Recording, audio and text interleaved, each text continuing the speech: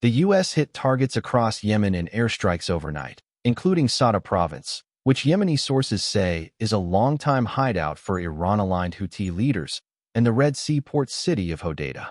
Houthi-run Al-Masirah TV reported more than 10 strikes on various locations, including the Al-Safra district of Saada.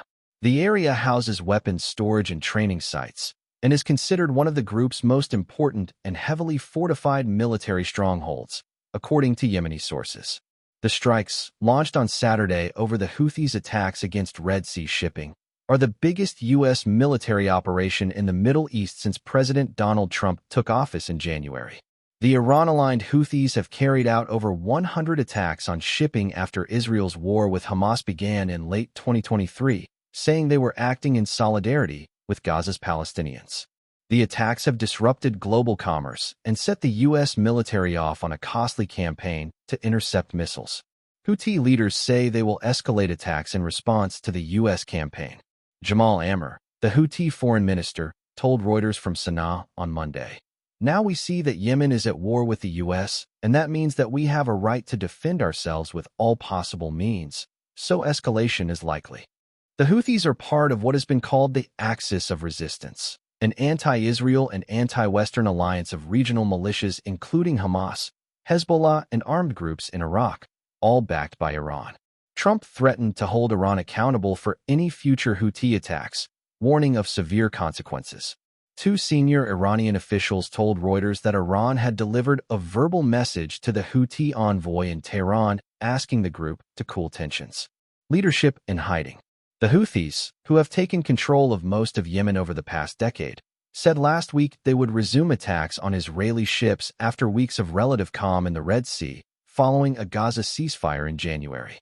Under the leadership of Abdul Malik al-Houthi, the force has grown to number tens of thousands and has built a sophisticated arsenal of drones and ballistic missiles.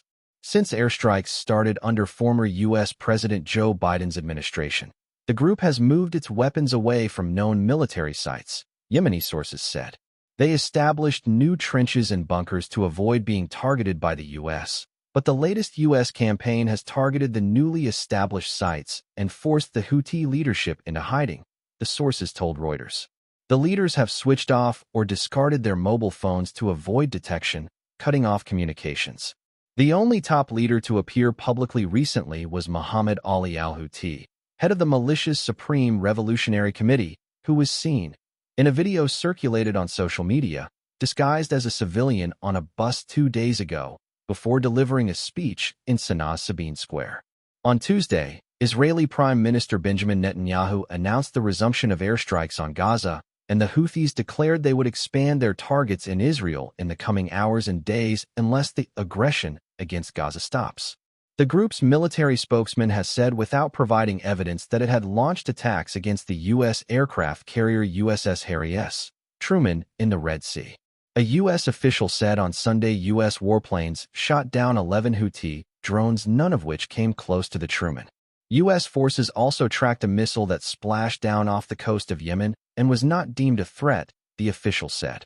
Reporting by Mohammed Gobari, Ahmed Talba, writing by Jana Chowkir, editing Michael Georgi and Rose Russell.